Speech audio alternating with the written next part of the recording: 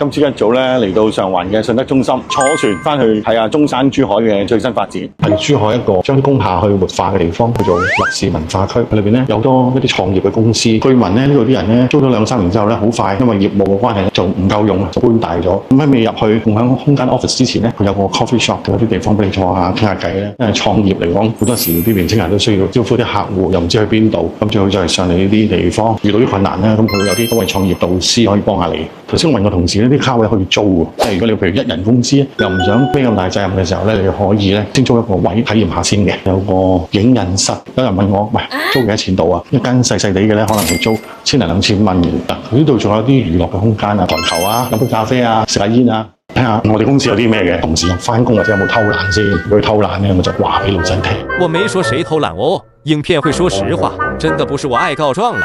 檢查下先，早晨啦，有同事喺度做緊嘢喎。很棒很棒，大家都好認真，確定不是在裝忙？點解同事都埋頭苦幹做緊嘢？好，今日就拍到今呢度為止啦嚇。